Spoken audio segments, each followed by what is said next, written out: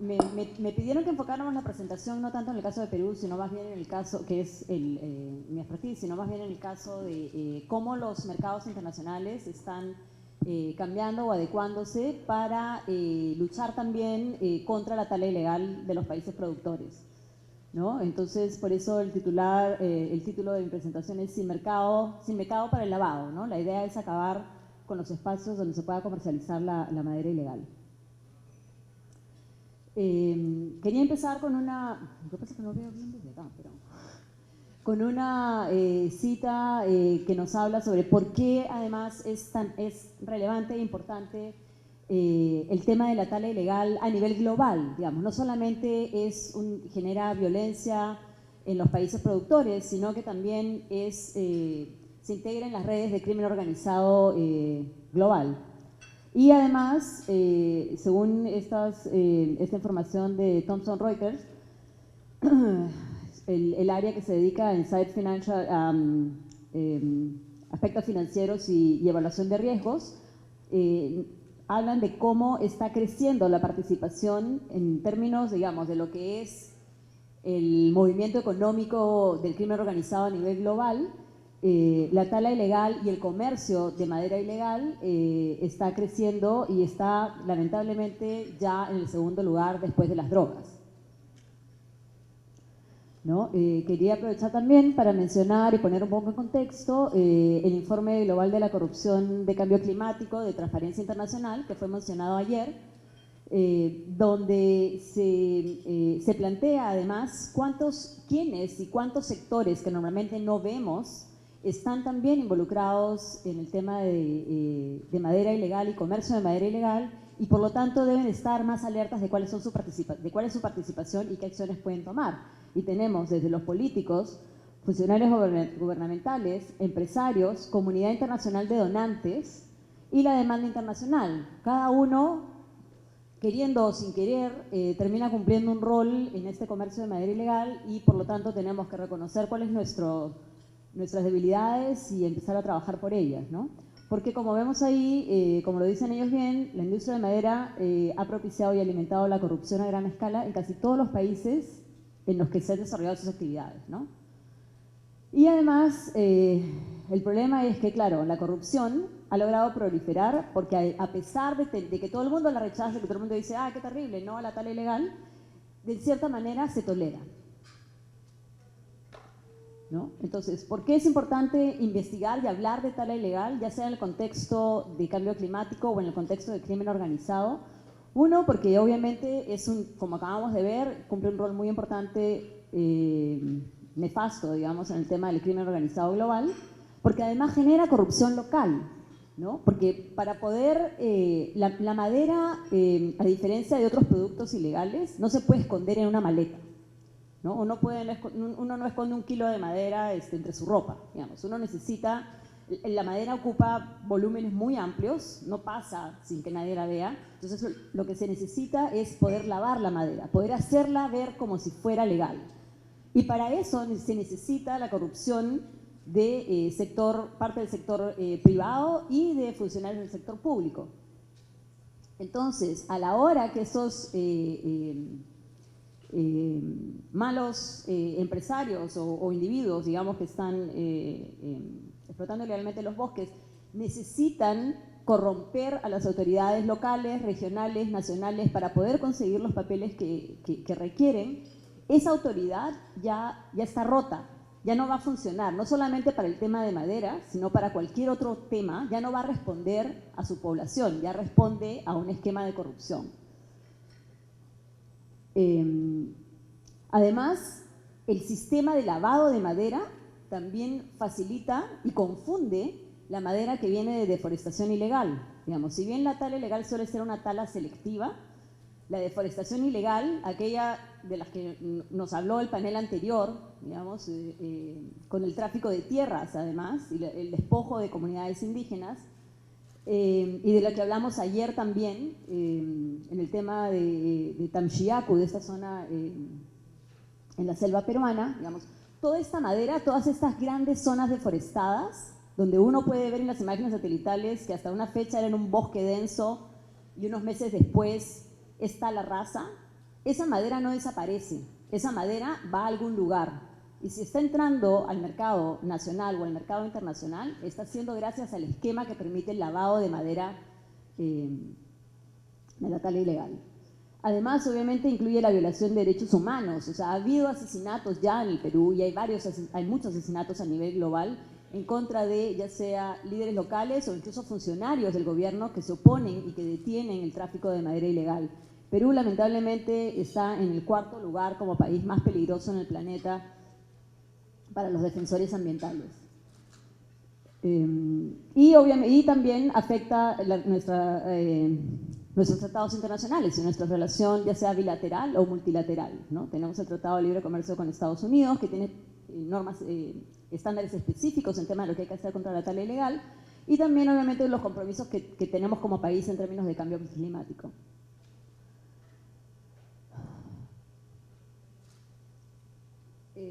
Entonces, ¿cómo hacemos? Obviamente hay demasiados intereses, hay un gran poder económico, no hay una fuerte voluntad política coordinada para lograr un cambio, ¿no? Entonces, lo que necesitamos es cambiar los incentivos, empezar a trabajar de a pocos, ¿no? Y es lo que es lo que está pasando en este momento a nivel global. Hay muchos incentivos para mantener el statu quo y lo que tenemos que hacer es encontrar cuáles son los incentivos para empezar a romperlo. Entonces, estos cambios a nivel global, lo que se ha llamado las políticas de la demanda desde los países, los grandes compradores de madera a nivel global, lo que hacen es crean sanciones muy fuertes para el que importa producto de origen ilegal, ¿no? Aunque el producto venga con papeles y se puede demostrar que es un origen ilegal y que los papeles son fraudulentos, se incluyen sanciones muy altas para quienes importan. Entonces, el peso va al importador. Obviamente, el importador no quiere terminar en la cárcel, entonces el importador traslada parte de esta responsabilidad al exportador y le exige al exportador que garantice la legalidad de su producto.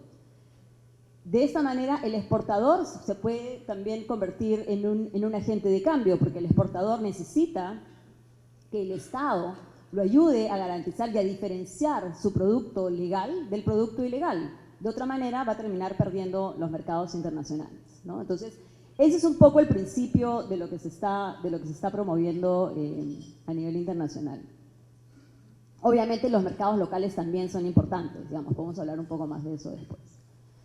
Entonces, Estados Unidos tiene ya una ley desde el 2000, es una ley que tiene más de 100 años en realidad, pero que fue modificada a partir del 2008 para incluir a la madera, se llama la ley Lacey, y vuelve ilegal la importación de madera de origen ilegal y la gente puede ir presa hasta por 5 años.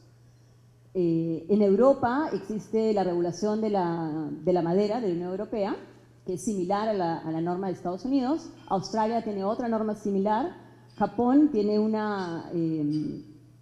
otra norma, digamos, que es un poco menos estricta, es un poco más, está en el límite de lo voluntario. Y China, si bien tiene una norma que es voluntaria para la importación a China, queda afectada por todas estas otras normas porque mucho de lo que China importa termina siendo transformado y reexportado, ya sea a Estados Unidos o a mercados europeos. Por lo tanto, termina siendo de un modo u otro también afectado por estas políticas de Estados Unidos y Europa. La clave en todo esto es el origen legal, ¿no? Y eso es lo que se busca, poder demostrar y vincular el producto con el lugar del cual fue extraído.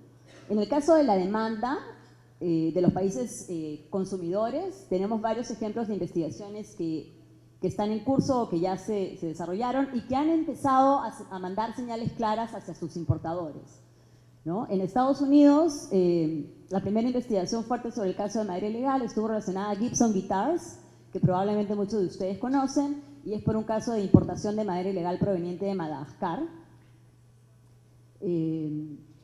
Les puedo dar detalles de cualquiera de los casos si estuvieran interesados. También hay una investigación que todavía está en proceso, la de Lumber Liquidators, que es una empresa que traía, es un minorista muy grande en Estados Unidos que estaba trayendo madera ilegal de Rusia y la lavaba a través de China.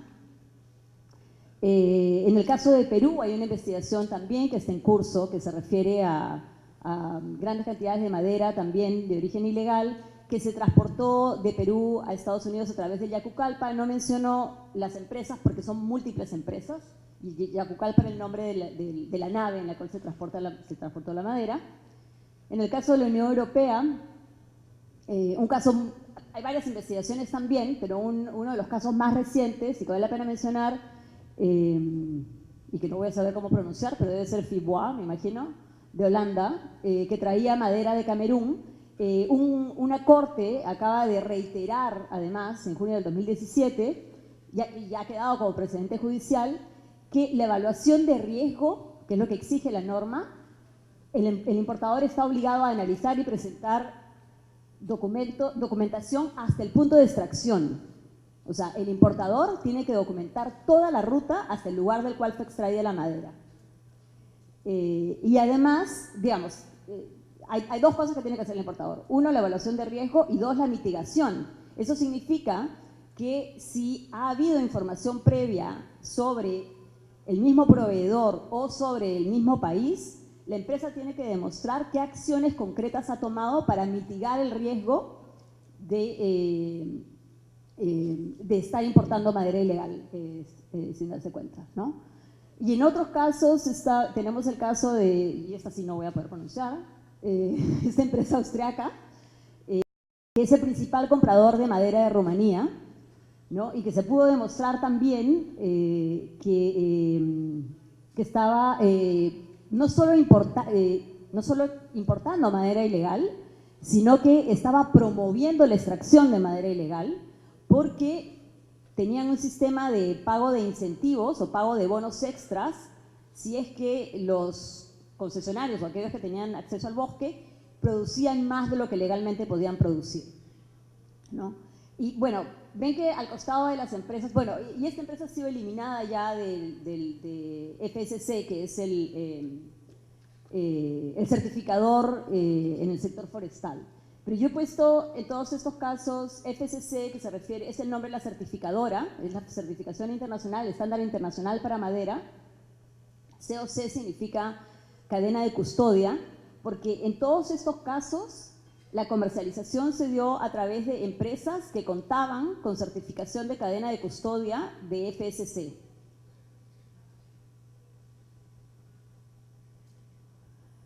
En el caso de la oferta, también nuevamente la clave es el origen legal, y quería mencionar brevemente dos casos, dos experiencias de países que están haciendo un gran esfuerzo y que están siendo reconocidos internacionalmente por los avances, ¿no? En el caso del Perú, la Operación Amazonas. Para los que estamos en el sector la conocemos muy bien, los que no, esta fue una operación especial conducida por SUNAT, por nuestra autoridad de aduanas e impuestos, en coordinación con OSINFOR, que es la autoridad que verifica las actividades en el bosque, la Interpol, la Organización Mundial de Aduanas y la FEMA, que es la Fiscalía Especializada en Materia Ambiental, y coordinado con autoridades en los países de destino. Entonces, básicamente, SUNAT recopiló información en los puestos en los puertos, digamos, se fue al puerto, empezó a recopilar información de los exportadores sobre el punto de extracción de la madera, cruzó esa información con las verificaciones de campo realizadas por OSINFOR y pudo documentar que mucha de la madera no correspondía, si bien tenía papeles de una concesión A o de un punto de extracción A, no había sido extraído de ese punto, por lo tanto tenía origen ilegal, ¿no? Y esto ha generado, eso está vinculado con la investigación que les mencionaba hace un momento en Estados Unidos de la nave Yacucalpa. Y en Rumanía, el Ministerio de Ambiente, que es el que está a cargo del tema forestal, ha desarrollado en los últimos 2 o 3 años una aplicación que se llama Inspector Forestal, Inspector Urpaduri, que es un sistema online de acceso público que permite rastrear en tiempo real. Si ustedes entran a esta web, es muy simpático porque uno puede ver cada puntito, son los camiones que están movilizando madera en el país. Si ven un puntito que dice 4 es porque ahí hay 4, a la hora que lo amplíen se van a separar un poquito. pero se hace una trazabilidad, digamos, un seguimiento en vivo de cómo se están moviendo los cargamentos de madera por el país. Y si uno hace clic en cada punto, puede encontrar más información sobre qué especies se están movilizando, en qué camiones, qué sé yo. Y además lo puedes cruzar con otras capas, como por ejemplo acá está cruzado con una capa de áreas protegidas, de donde no debería estar saliendo la madera. Entonces, cuando vemos esos puntitos rojos tan cerca o en el medio de un área protegida, significa que ahí tenemos alto riesgo de que esa madera sea ilegal. Y se creó también una aplicación para los ciudadanos, para instalar en los teléfonos, por el cual si uno ve un camión transportando madera o alguien transportando madera, puede poner la placa del camión, por ejemplo, y verificar si es que ese camión está registrado, qué debería estar transportando, si tiene permiso o no. Y si ese camión no está registrado, está transportando madera ilegalmente, inmediatamente va una alerta a la policía o a las autoridades de carretera para que en el siguiente puesto de control ese camión sea detenido e intervenido, ¿no? Entonces, esta aplicación en el primer mes o 2 meses de haber sido lanzada, generó que se registrara, subió el registro de camiones como en 40%, digamos, porque todo el mundo estaba transportando sin registrarse, porque ¿a quién le importa? Si nadie supervisa, digamos, más o menos un poco lo que pasa acá muchas veces. A la hora que la ciudadanía empezó a participar y a vigilar y a colaborar con las autoridades, empezaron a registrarse. Eso no significa que sean legales, pero por lo menos se están registrando y eso permite hacer un mejor seguimiento. Bueno, esto ya se explica. O sea, hay una diferencia entre lo que es tala ilegal y lo que es lavado de madera. La tala ilegal es la extracción de madera ilegal. El lavado es utilizar papeles de apariencia legal para camuflarla. Y en el Perú se estima que ese nivel de lavado está alrededor del 80 o 90% de la producción forestal. ¿Cómo se lava? Les explicaba hace un momento. Quien extrae madera necesita tener una autorización previa, que es aprobada en este momento, la mayoría de ellas aprobadas por los gobiernos regionales. Luego de que la extracción de madera se produce, esta otra autoridad independiente, OSINFOR, entra a campo a verificar si la extracción se produjo de modo adecuado. Y lo que encuentra OSINFOR en campo, lamentablemente, es que en la mayoría de los casos la extracción no se produce, ¿no? En unas declaraciones que dio el presidente de OSINFOR, Máximo Salazar, gracias, Máximo Salazar, al comercio, me parece que fue a comienzos de este año o a fines del año pasado, él declaró que OSINFOR encuentra irregularidades en alrededor del 80% de las verificaciones de campo que hacen, ¿no? Entonces, el exportador, si tiene los papeles que lavan la madera, digamos, el exportador normalmente dice, bueno, yo no tengo cómo saber si la madera es legal o ilegal, pero, digamos, estamos en un mercado donde el 80% es ilegal, entonces hay altas posibilidades, digamos, uno debería sospechar, ¿no? Obviamente. Y la única manera de saber si la madera es lavada o no a estas alturas es cruzando la información de punto de origen con las verificaciones de campo de OSINFOR, con las limitaciones que todo esto tiene, por supuesto.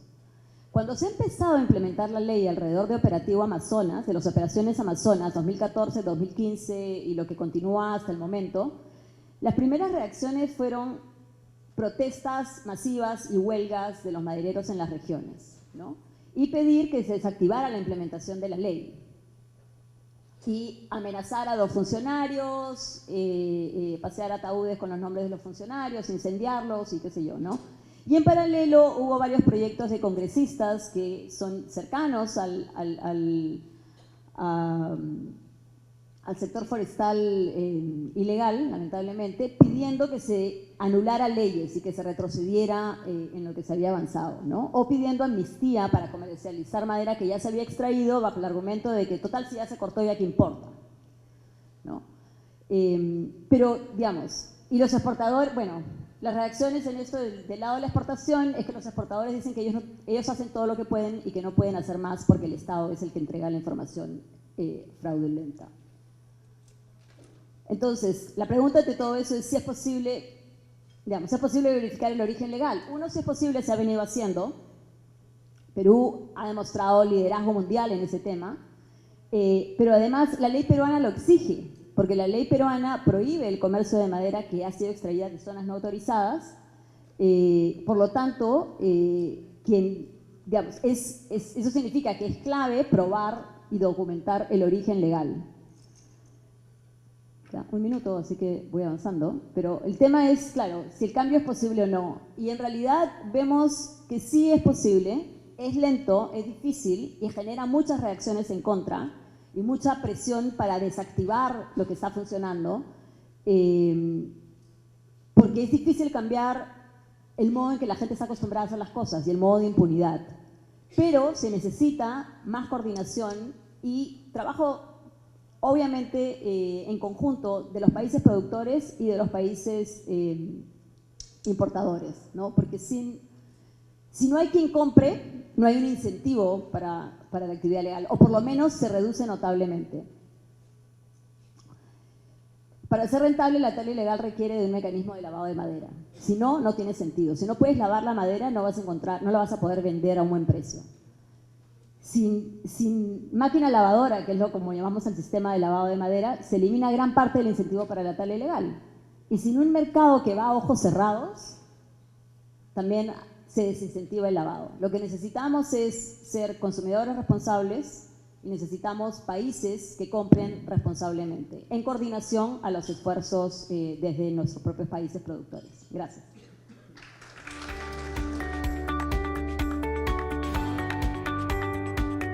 Muchas gracias por la invitación. Y bueno, voy a ser breve en el punto tocado por la expositora respecto a que efectivamente el delito de tala ilegal, de acuerdo a nuestros propios reportes estadísticos a nivel institucional, ha cobrado últimamente mayor envergadura desde la entrada en vigencia de la ley 30.777, que entró en vigencia en agosto del 2013, donde coloca el delito de tala ilegal en lo que respecta a su comisión dentro del marco de criminalidad organizada, al igual que la minería ilegal.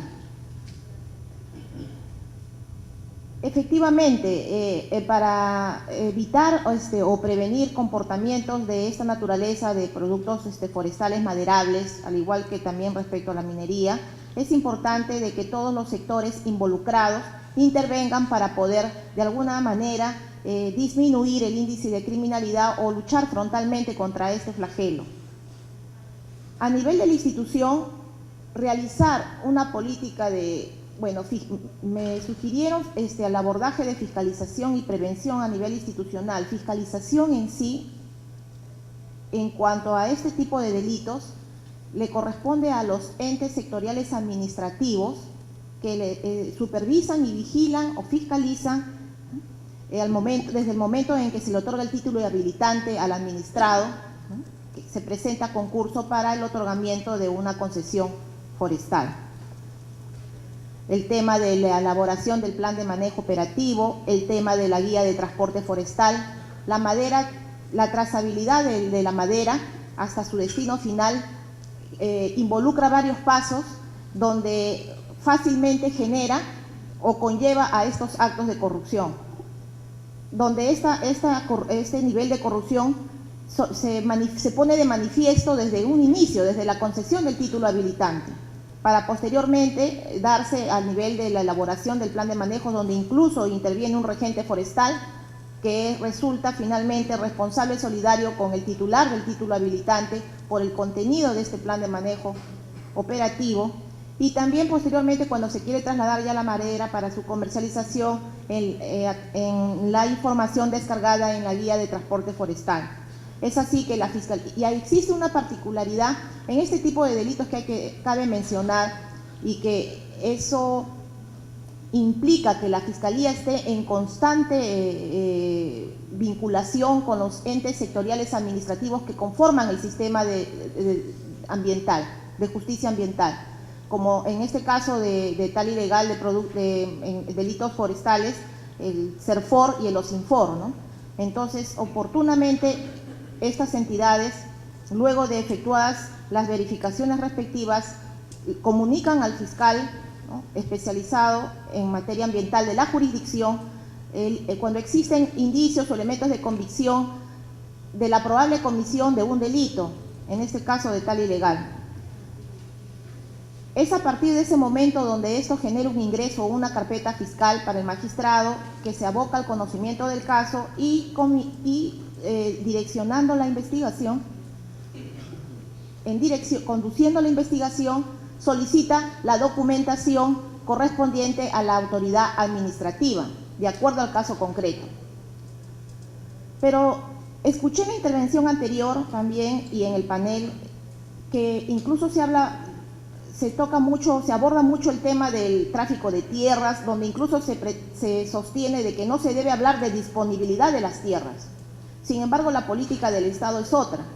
Por eso de que existe una preocupación a nivel institucional que parece que fuera un doble discurso, en el sentido de que lucha contra la tal ilegal, sin embargo el Estado asumiendo posición en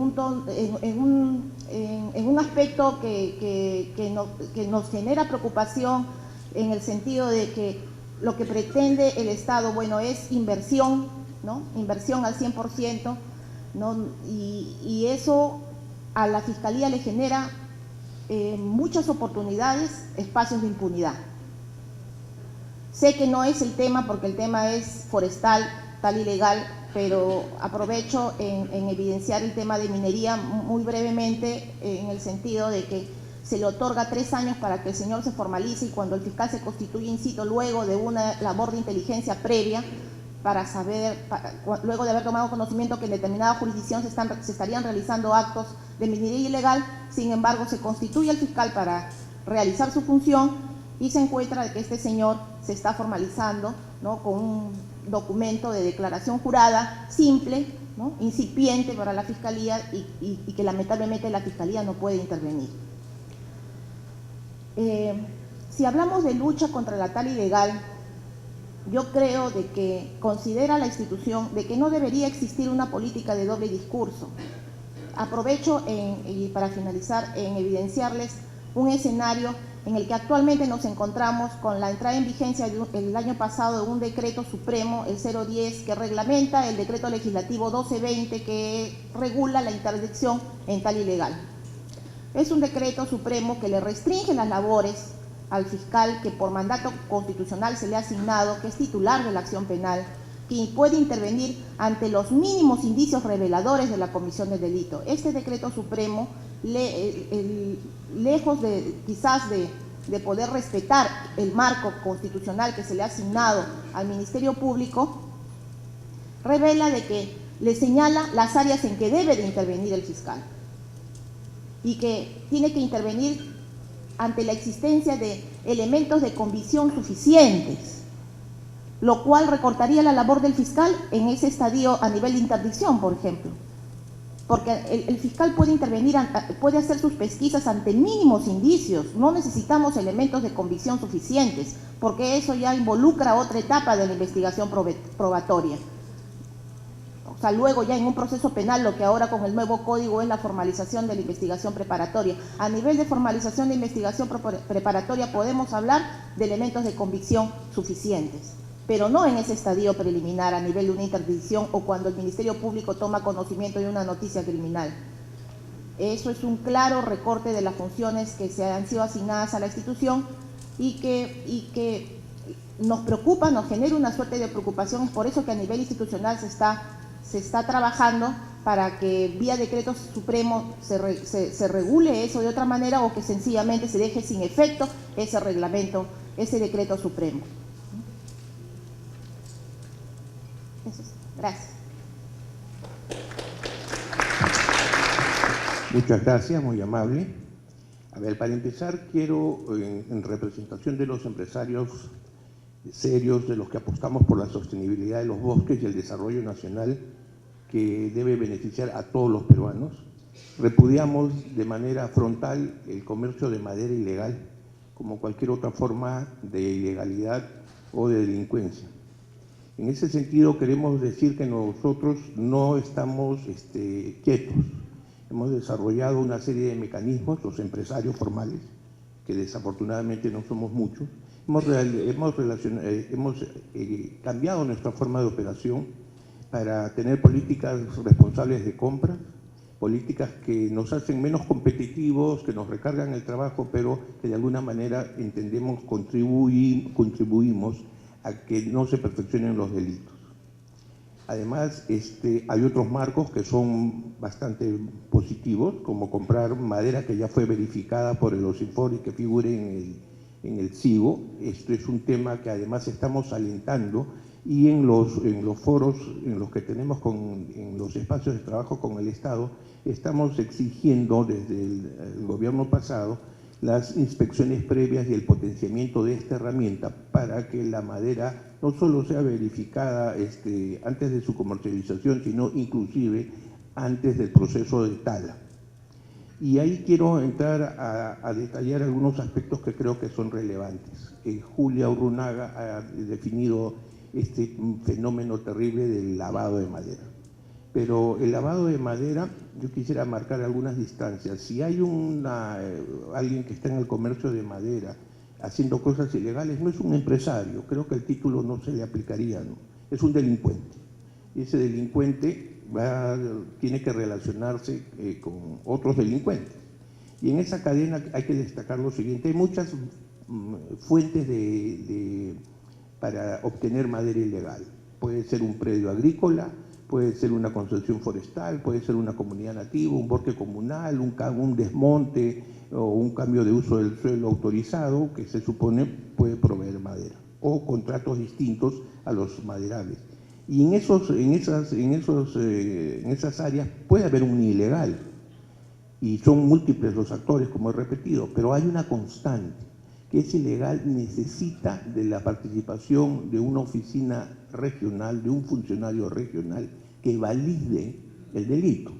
Y el lavado se realiza no en el mercado, se realiza antes para que esa madera pueda entrar en el mercado, y ahí creo que hay una gran diferencia. Por lo tanto, ¿cómo podemos evitar la tala ilegal? Sí, es un problema muy complejo, pero no hay que hacerlo más complejo. Si partimos con que tenemos que calificar a los funcionarios y hacerles un buen seguimiento a los funcionarios que tienen la capacidad de asignación de derechos de aprovechamiento de madera, si ellos asignan bien, comienza a haber buena madera. Además, si se hacen buenas verificaciones de los permisos que se han otorgado, las autorizaciones, si el OSINFOR tiene un rol más activo con los gobiernos regionales para la verificación previa antes del corte, ¿qué estamos logrando? Yo creo que estamos logrando lo más sencillo y lo más eficaz: que la madera que salga del bosque sea madera legal. El primer puesto de control que va a verificar de dónde proviene esa madera y de cómo salió tiene que ser infalible. Si tenemos madera legal, esta no se va a corromper en el proceso productivo. Yo quiero hacerles una reflexión. La madera se compra en el mercado nacional a precio internacional. Y ustedes conocen a alguien que, por ejemplo, va a comprar un auto robado y paga igual que el auto de tienda de fábrica con garantía. ¿Por qué se paga? ¿Porque la gente es tonta y paga igual que madera robada como buena? No, porque la madera que ya fue lavada, no por un empresario industrial, sino fue lavado por un delincuente en el bosque con la participación de algún funcionario incorrecto, esa madera tiene la legitimidad que ha sido otorgada por la mano de un funcionario que tiene el mandato de la nación y con la documentación válida. Es decir, es como tener un auto robado con la tarjeta de propiedad que usted recogió en el Ministerio de Transporte. Entonces, eso compromete al mercado. Y eso también ha llevado a los empresarios responsables no a decir, qué pena, yo no sé cómo distinguir. No, nos estamos esforzando, tratamos de impulsar los esquemas de certificación para tener proveedores certificados. Estamos trabajando además seriamente para que el Estado haga su trabajo. Porque una cosa es bien curiosa: de Lima a Pucallpa hay 800 kilómetros. Y en 800 kilómetros hay 13 puestos de control. ¿Cómo llega madera ilegal a Lima? Sin ningún papel. No digo con papeles falsificados o por proceso de lavado. No. Papeles sin ningún papel. ¿Y dónde se vende? A escondidas, como bien dijo Julia. La madera no se oculta, no se puede poner dentro de una caja o en la trastienda de algún sitio. No. La madera es muy voluminosa y se llena en almacenes en el cono norte y en el cono sur. Yo me pregunto, el delito de tala ilegal y comercio asociado de madera, que es un tema que a todos nos conmueve, si es para la exportación es un delito, pero si se vende en el mercado local no es un delito. O sea, porque yo he advertido, y nosotros como Asociación de Exportadores hemos advertido a las autoridades todas, primero de que los órganos de control interno no están haciendo su trabajo porque funcionarios que son sancionados o que aparecen envueltos en escándalos mantienen sus cargos por años. Supuestos empresarios que los Infor detecta como ilegales mantienen su posición dentro del bosque.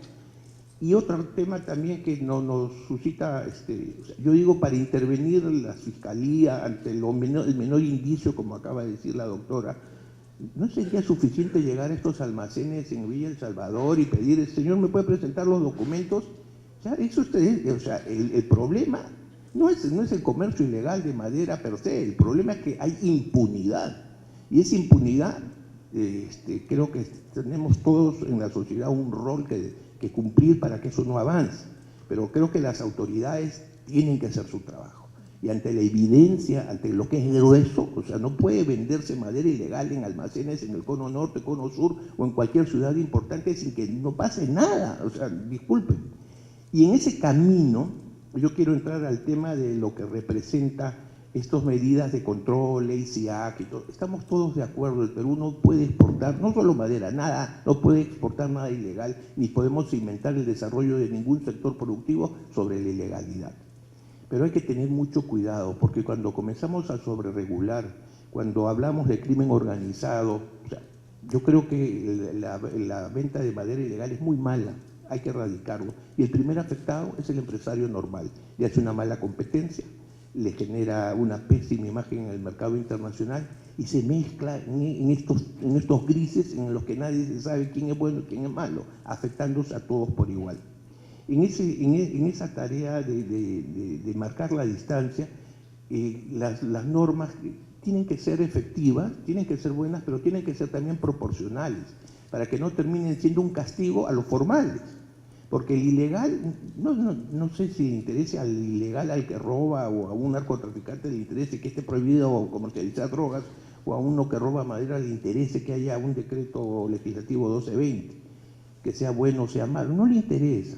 Entonces, la formalidad tiene que ayudar al formal, no tiene que sobreregularlo ni tiene que sobrecastigarlo.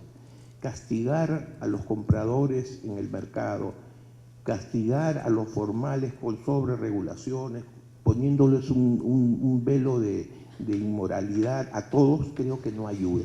Y lo más importante, que creo que estamos en el momento de marcar una línea en el piso, de entender que el delito es malo, sea para exportación o sea para que se quede en el Perú. Creo que el delito es malo si hay un lavador en la calle, pero mucho más malo si hay una autoridad que ayuda. Porque yo puedo esperar que el delincuente sea eso, un delincuente, pero mi autoridad no puede ser el delincuente. Si en un país democrático el delincuente es la autoridad, creo que la cosa no va a caminar fácilmente. Y finalmente quiero decirles que tala ilegal también es coca, la tala ilegal también es oro, la quema de bosques, el año pasado fue de 150.000 hectáreas, para que se hagan una idea, son 1.200.000 camiones de 25 metros cúbicos que se quemaron y del cual se habla poco.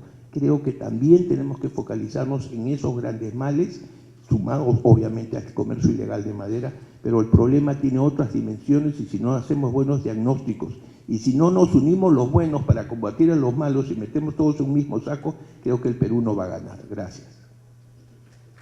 Gracias, Eric. Bueno, muchas gracias por la invitación. Voy a ser bastante breve recogiendo lo ya expuesto por Julia y por Eric. Para tranquilidad de Eric, quiero expresar que el tema del crimen organizado ha sido incorporado, no pensando en todos los operadores de la trazabilidad delictiva, sino en muy pocos, en realidad, porque la propia norma de crimen organizado hace una definición de esto. No cualquier cosa es crimen organizado. Y la verdad es que el tema de la falta de explicación de esto hace pensar al común de los ciudadanos que cualquier actividad puede ser llevada al campo de investigación del crimen organizado. En realidad no es así. Yo estoy seguro que en el Perú no deben existir más de 10 o 20 organizaciones criminales organizativamente dedicadas al tema de tala ilegal. Una de ellas ya está siendo procesada acá en un juzgado penal nacional acá en Lima. Pero nada, no quiero llegar a ese matiz y tampoco quiero satanizar a la actividad. Hemos hecho en los últimos años, quizás a partir de la sobreexposición mediática de los temas penales ambientales derivados de los temas forestales, una satanización de la actividad. También para tranquilidad de él y del sector exportador hay que informar pues, que en la trazabilidad delictiva intervienen algunos exportadores. Pero eso no hace que la actividad en general exportadora sea toda delictiva. Lo cierto es que estamos buscando, ¿no?, a estos malos empresarios, a quien tú has definido claramente como no empresarios, para poder extirparlos incluso de la propia actividad.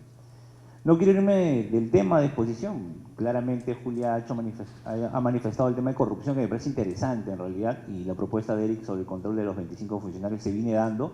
Hoy en día hay una mayor presión sobre la actividad de 25 funcionarios dedicados a la autorización de la extracción del recurso que sobre otras actividades de la trazabilidad delictiva. Cuando uno habla de trazabilidad delictiva hay que ponerlo en el contexto, desde el árbol del bosque hasta el árbol hecho mueble en algún lugar del país o fuera del país. En esta trazabilidad delictiva intervienen muchos operadores, algunos buenos, otros malos, otros con conciencia, otros sin conciencia, y es importante decir eso porque no todos van a tener responsabilidad penal. El tema de corrupción necesariamente nace por este primer funcionario que tiene contacto con una autorización. ¿Por qué? Porque es el primer paso que uno da para poder retirar el recurso forestal del bosque. Entonces, el Estado ha mejorado, incluso hoy en día hay mayor comunicación sobre el particular para efectos de controlar el comportamiento de estos funcionarios. Pero no pasa solamente por controlarlo, sino por mejorar la información que se tiene a la mano. Hoy en día, y la verdad es que más de una vez lo he resaltado en eventos académicos, la información que proporciona OSINFOR a través del CIGO es valiosísima para una investigación. Es valiosísima para tomar decisiones. Sobre Operación Amazonas, sí pues, Operación Amazonas y el caso Yacucalpa han sido emblemáticos para el Perú porque hemos podido detectar que madera que iba a ser exportada, en más del 90%, tenía procedencia ilegal. Pero ¿por qué no tomar acciones concretas antes de que salga el barco? ¿No? Porque me parece, los empresarios reclaman, dice, yo de buena fe compro y una vez que he comprado me dicen que es ilegal y me van a quitar la madera. La primera, que no teníamos este reporte de campo, porque hay que hacer intervención en el bosque en el menor tiempo posible antes de que la madera salga del Perú. Hoy en día ya estamos alcanzando esos niveles. Es más, se habla de la posibilidad de que se haga intervención previa a la propia cosecha, que me parece interesantísimo.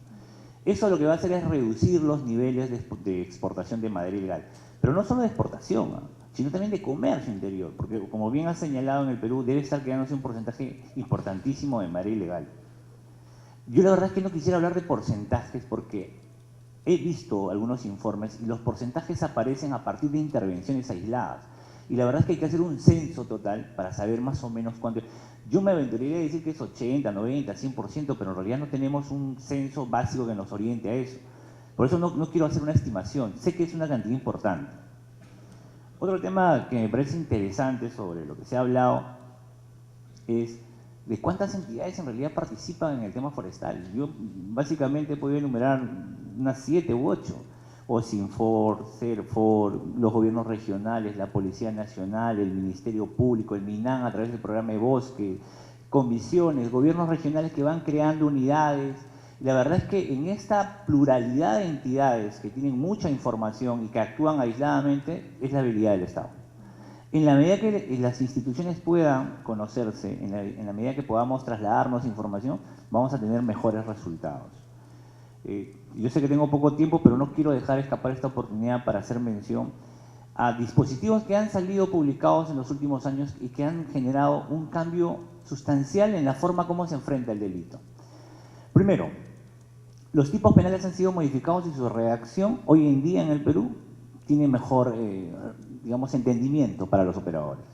Segundo, se ha sacado una norma que creo que es única en Sudamérica con respecto a la interdicción. Escuché a la doctora representante del Ministerio Público señalar que el reglamento ha limitado la intervención del Ministerio Público porque ella entiende que cuando se le exige prueba suficiente, eso no es posible en esta etapa. Yo creo que ella está confundiendo una investigación judicial para determinar la responsabilidad penal de una decisión elemental para destruir o no el recurso forestal o la embarcación que está transportando el recurso. Eso se llama acción de interdicción. En Sudamérica el Perú es el único que tiene interdicción en materia forestal. La interdicción minera, que fue el primer paso y que se desarrolló en el año 2011, fue el ejemplo que creo hoy en día Ecuador y Colombia están intentando seguir, al igual que los bolivianos. Ayer estuve conversando con un experto en tema de pesca, me dice que hay interdicción de pesca en algún país muy pequeñito, ahí por Malasia. Me dice que han copiado este modelo y están destruyendo embarcaciones pesqueras. Me parece interesante porque son nuevos mecanismos de atacar el delito. El delito de tala no puede ser atacado a través de los mecanismos clásicos de persecución. O sea, no es un delito de hurto, no es un delito de asesinato, no. Estos tienen que tener otra tendencia. Y esta ley de interdicción, que gracias a Dios fue aprobada, le da esas herramientas. Ahora, la pregunta es, ¿dónde hacerlo en el transcurso de la trazabilidad? ¿Dónde golpear? ¿En el bosque, al transportista, al exportador, no? ¿Dónde hacerlo? La verdad es que eso va a depender de cómo queremos fijar. Yo entiendo que por lo pronto, además de ser una norma nueva, tiene que pasar por un proceso, ¿no?, de entendimiento de los operadores, y después de eso vamos a comenzar a tener resultados al igual que lo hemos tenido en minería. Creo yo que uno de los pasos más importantes que podemos dar como Estado y además como representante de la sociedad civil es exigir mayor transparencia en la información. Si nosotros apuntamos a la transparencia, vamos a tener mejores resultados. Y por último, solamente quiero mencionar, a ver si es que una pregunta que hizo Julia sobre si el cambio es posible a partir de el importador y no comprar madera ilegal. Yo creo que como frase es bastante fuerte, digo, sí, pues no alentemos la extracción ilegal de los productos y que el importador no compre madera ilegal. El problema es, creo que no existe conciencia del importador de estar comprando madera ilegal. No creo que exista un importador que arriesgue una cantidad de dinero para importar madera ilegal. Lo que debemos hacer es mejorar en la interna de los procesos, porque si cerramos el mercado internacional, creo yo, y esta es una posición absolutamente personal, para nada institucional, creo yo que podemos poner en riesgo la actividad interna. Hay un pequeño porcentaje de madera que sale del Perú, ¿no?, y se exporta, y que además ha conseguido mercados, que tiene además, obviamente, pues, posicionado el nombre de madera peruana, ¿no? Entonces, el cerrar esos mercados podría originar de alguna u otra manera un efecto rebote. Yo siempre comparo esto, y con esto termino, el tema de los controles sociales y la formalización de la actividad.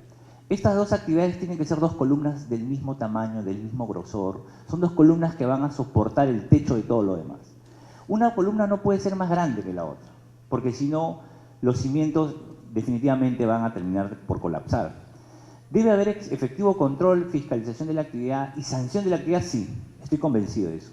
Pero tenemos que también virar la mirada y exigir que las instituciones fomenten que la actividad tenga claridad, tenga celeridad, que no sea complicado dedicarse a la actividad.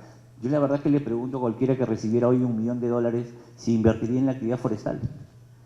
Yo les aseguro que no, porque termina siendo tan problemático, ¿no?, que hay mucha gente que no. Probablemente diga, no, prefiero invertir en hoteles, en turismo, en lo que sea, pero no en el tema forestal. Entonces hay que hacer que la actividad sea atractiva, porque en la medida que nosotros encontramos formalidad, definitivamente vamos a desterrar la ilegalidad. Muchas gracias. Dentro de la ley forestal hubo diferentes iniciativas, tanto de parte del Estado, del sector privado y de parte de cooperación internacional, que han hecho el mayor esfuerzo de poner fondos y poder hacer quizás un recuento de cuánto de fondo hay ingresado y cuánto en estos años hemos podido mejorar el comercio legal de madera, ¿no? Las cifras hablan por sí solas. O sea, Julia hace una presentación de un documento o de resultados que OSINFOR y SUNAT pudo haber identificado en los 2 últimos años antes de salir de OSINFOR, y las cifras finales son más del 95% de comercio legal, con documentos oficiales, eso siempre lo hemos dicho. Luego, quizás ahí poder indicar también en el tema de financiamiento que es más fácil incorporarse en la actividad agrícola, poder conseguir un fondo de préstamo agrario para producir tal vez arroz, café y todo eso, pero en el sector forestal es bien difícil. Muchos acceden a un préstamo, pero por hipotecar sus bienes y de repente sus maquinaria. Entonces, si tendríamos la posibilidad de poder tener acceso a créditos forestales de pequeños y medianos productores, quizás grandes productores, que estén involucrados en el bosque, con el vuelo forestal, quizás podríamos tener la posibilidad de poder mejorar el sector. Pero sí, que los desembolsos se hagan con previas verificaciones de campo. Es decir, si yo hago mi inventario forestal, viene una autoridad correspondiente encargada de verificar si se ha hecho el inventario, luego la aprobación del plan general, luego el centro forestal y en continuidad en el tema del aprovechamiento.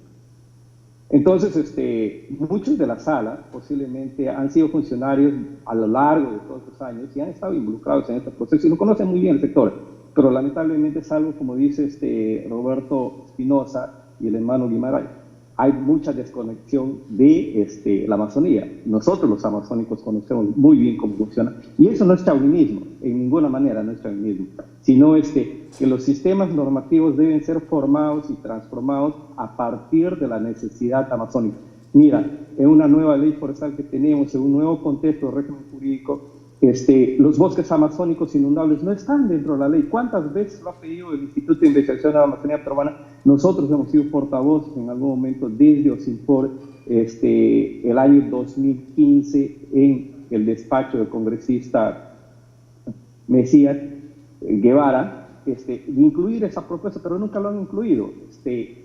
Además, también, para poder generar una suerte de legitimidad y legalidad del producto que se está comercializando, porque yo en muchas oportunidades también ingresar a plantas de transformación para poder identificar que el producto que está ahí con documentos avalados, con documentos oficiales, qué procedencia tiene, para poder generar una alerta antes que ese producto salga del país y tal vez poner en graves riesgos al exportador o al comerciante que está generando el movimiento de ese producto. Además de eso, también se ha insistido en muchos espacios que los informes no deberían solo supervisar títulos habitantes, sino actos administrativos. Muy bien lo han blanqueado en esta nueva ley. En esta nueva ley facilitan un sinnúmero de actos administrativos que no son fiscalizables, no están dentro de la comprensión de títulos habitantes. Y ahí tenemos el ejemplo que lo que decía el hermano Guimarães, mucha de esa madera que han salido de cultivos agroindustriales han sido blanqueados con documentos oficiales. Y es posible lo que ha sucedido también en el tema del caso de Apucallpa. Hay muchos empresarios serios posiblemente que están invirtiendo en el país, pero su cadena productiva está contaminada. Quizás el 10 o el 5% de ese producto que están exportando tiene certificado de madera certificada, pero el 90 o el 95% procede de condiciones no autorizadas. Y ahí han utilizado un sinnúmero de títulos habitantes. Y es una forma como se han ido movilizando. En una primera etapa, desde concesiones, luego permisos de comunidades nativas y bosques locales que no eran actos de supervisión por los informes. Entonces ahí, digamos, entramos en un proceso de sinceramiento, ¿no? Han pasado 19 años de una ley forestal que se tuvo mucha esperanza con el proceso de otorgamiento de diferentes modalidades de acceso al bosque, desde concesiones, desde permisos hacia comunidades nativas, pero nunca se ha hecho un corte de poder analizar lo bueno y lo malo. Entonces eso también, desde años, desde OSINFOR se había propuesto poder hacer un corte y poder ver qué es lo que es bueno, dónde está funcionando muy bien, rescatar eso y ajustar el nuevo sistema. Sin embargo, muchos gobiernos regionales hoy en día tienen esas competencias, están otorgando bosques bajo las mismas áreas donde no son bosques productivos, donde en algún momento quizás OSINFOR los ha caducado porque finalmente el movimiento del balance de extracción o las vías de transporte forestal que han movilizado no concuerdan con la realidad del bosque y además los bosques son improductivos.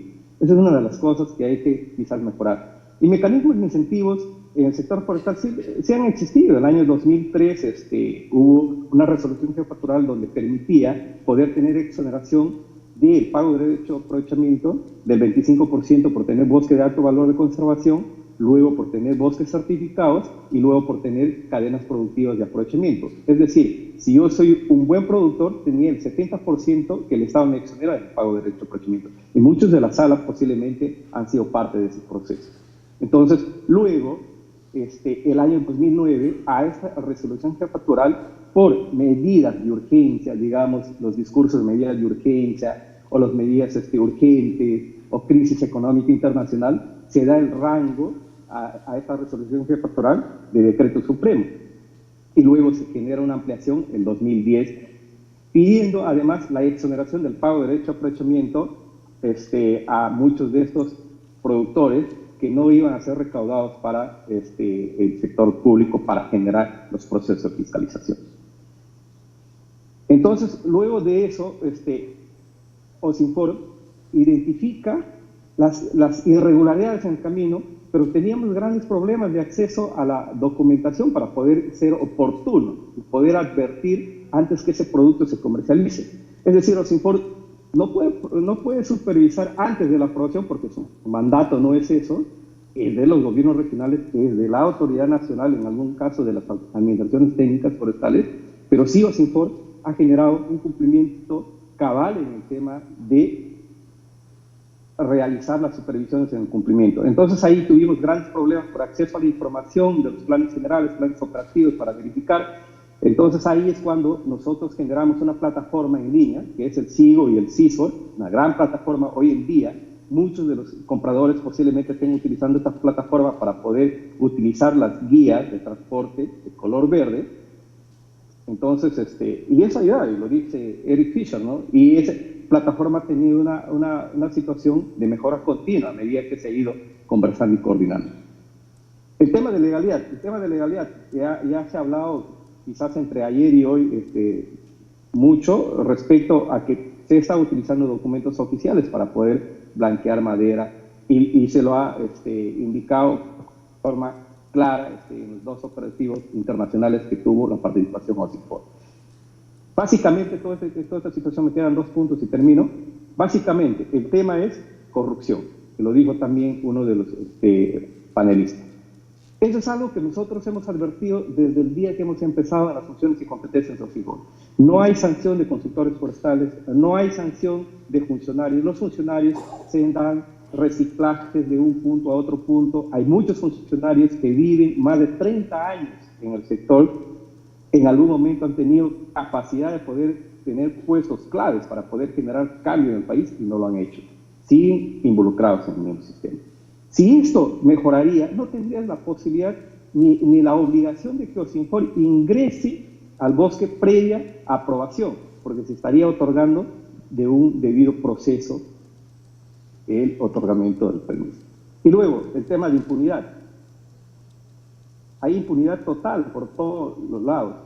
O sea, no hay consultores, vuelvo a decir, sancionados, no hay funcionarios sancionados. Nosotros desde OSINFOR hemos circulado diferentes documentos a órganos de control interno para Contraloría, pero ya sabemos cómo está Contraloría hoy en día. Luego hay una gran labor que queda en manos de la Fiscalía Especializada en Materia Ambiental y de la Procuraduría Pública del Ministerio del Ambiente, poder ayudarnos a ese trabajo que con gran esfuerzo realiza el OSINFOR en campo y la SUNAT hoy en día para poder garantizar el origen legal de la madera y, digamos, el comercio legal en el país. ¿Por qué la preocupación de SUNAT en ese tema? Porque muchos exportadores tienen beneficio tributario. De lo que ellos exportan, solicitan un beneficio tributario y una devolución tributaria. Entonces, ¿cómo el Estado les va a devolver un fondo, un beneficio tributario si el producto es ilegal, si el producto tiene procedencia ilegal? Bueno, eso es todo por mi participación. Muchas gracias.